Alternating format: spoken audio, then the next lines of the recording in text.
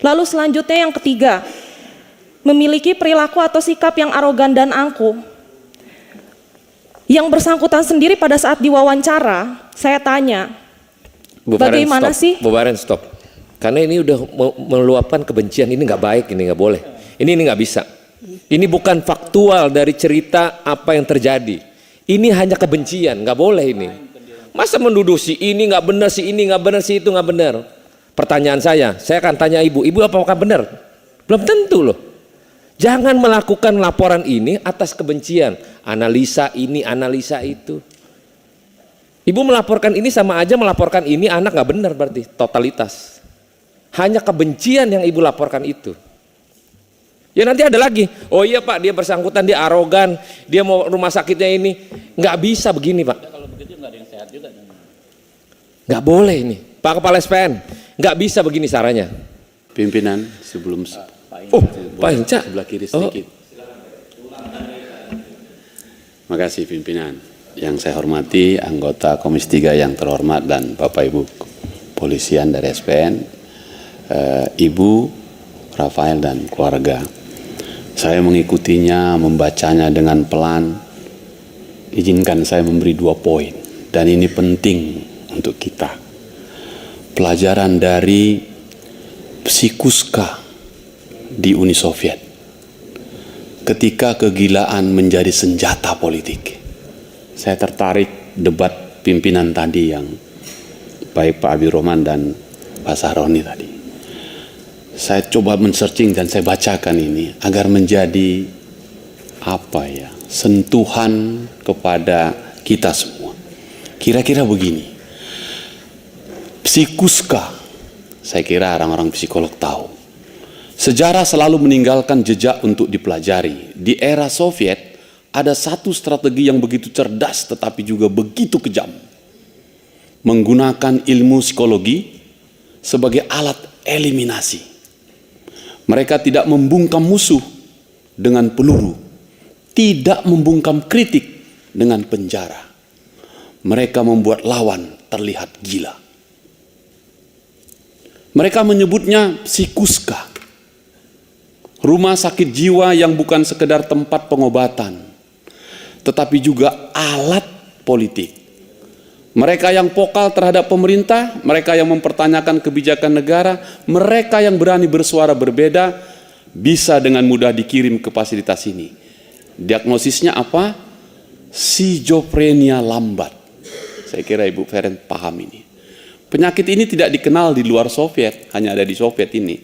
Tidak ada dasar ilmiah yang jelas, tetapi dalam sistem yang dikendalikan oleh kepentingan, keabsahan ilmiah tidak lagi penting. Yang penting adalah hasilnya. Mereka yang dikirim ke Psikuska kehilangan kredibilitas mereka, kehilangan hak untuk membela diri, kehilangan identitas mereka sebagai manusia yang rasional. Bagaimana mungkin seorang bisa berdebat tentang kebijakan negara jika mereka sudah dicap sebagai orang gila? Ibu, saya membaca hatimu, bukan membaca ucapanmu. Sebagai seorang ibu, tadi juga diwakili di sana. Karena itu, pimpinan, saya ingin memulai dengan begini. Komisi 3 DPR RI ini bukan institusi medis, itu betul. Komisi 3 ini bukan tim psikolog, itu betul. Dan bukan rumah sakit jiwa, juga betul. Bukan panel ahli yang bisa menentukan apakah seseorang memiliki gangguan mental atau tidak. Kami tidak memiliki legal standing untuk menilai benar atau salah hasil pemeriksaan kejiwaan seorang siswa SPN Polda Jabar. Itu ranah profesionalisme medis yang semestinya berpegang teguh pada kaidah ilmiah objektif. Kita hormati. Tetapi kami semua memiliki moral standing untuk menilai baik dan buruknya suatu sistem. Izinkan pimpinan saya bilang, dalam kali ini sistem ini buruk sekali. Nggak jauh bedanya coba Kawidokes dengan ini. Hanya 2 orang yang membatasi, tapi 2 hal yang berbeda, langit dan bumi, yang mengakibatkan korban itu. Sebuah keputusan administratif dalam pendidikan kepolisian yang seharusnya bisa diselesaikan di level internal Polda Jabar, kini bergulir hingga ke meja Komisi 3. Ibu, jangan khawatir, ruangan ini keadilan untuk rakyat. Anda bisa sampai di sini. Bukan hanya jenderal di sini, Anda pun bisa di sini. Sebuah urusan yang seharusnya bisa ditangani oleh para jenderal di sana, malah menjadi konsumsi politik dan publik. Kami punya hati. Ini bukan sekedar kegagalan teknis, ini adalah gagalnya manajemen hukum di tubuh kepolisian sendiri, minimal di SPN Jawa Barat. Itu fakta itu. Di luar benar atau salah, saya tidak ingin diagnosis medis ini terhadap siswa itu. Saya tidak ingin, saya hormat itu, tidak ada masalah di situ. Siapapun boleh mendapatkan vonis yang berbeda. Tetapi lebih buruk itu semua bila ada indikasi. Saya catat dari pimpinan.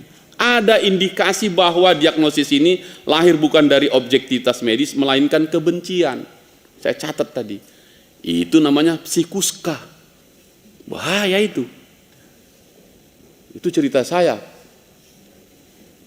Pak Naga. Jadi penting ini, saya kira ini penting. Ruang ini penting untuk mengkoreksi sistem pendidikan kita. Dalam sistem yang sehat, hukum adalah pedoman tertinggi, kita sepakat itu. Dan kebencian personal tidak boleh memiliki tempat di dalamnya. Nah, itu penting ini, tidak boleh. Seorang siswa tidak bisa diberhentikan hanya karena ada yang tidak menyukainya. Buang jauh-jauh itu. Apalagi jika alat yang digunakan untuk menyingkirkan dia adalah stigma psikologis yang seharusnya berdasarkan kaidah medis, bukan berdasarkan emosi dan subjektivitas. Ibu berdua, anggota dewan yang saya hormati, saya sepakat. Saya tersinggung disebut penyakit jiwa. Beliau di situ tuh. Saya hormati medisnya. Tapi buat kita sendiri punya legal standing moral menyampaikan itu.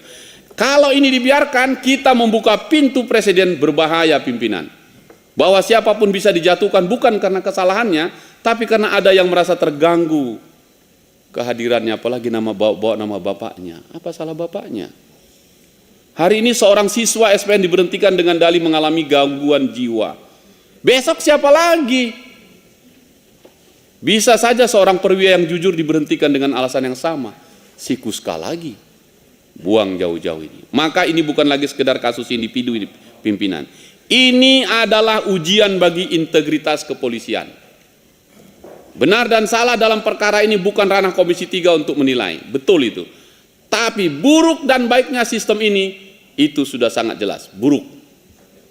Jadi mari kita akhiri absurditas ini. Biarkan prosedur yang membuktikan, tetapi baik dan buruk kita sudah bisa menilai sekarang. Dan karena itu, saya setuju Jenderal, mantan Wakapolri sahabat kami. Maka propamlah jawabannya. Tetap kami hormati SPN, kita hormati hasilnya. Propam harus turun tangan, tidak untuk membela siapapun, tetapi untuk memastikan bahwa kepolisian masih berjalan di atas prinsip hukum dan bukan atas dasar kebencian. Karena jika polisi saja tidak bisa mendapatkan keadilan di dalam institusinya sendiri, siapa yang bisa menjamin keadilan itu? Selamat datang Propam, silakan koreksi putusanmu, kami tunggu. Putusan yang patut Propam, saya kira menjawab ketidakadilan ini. Terima kasih pimpinan. Terima kasih.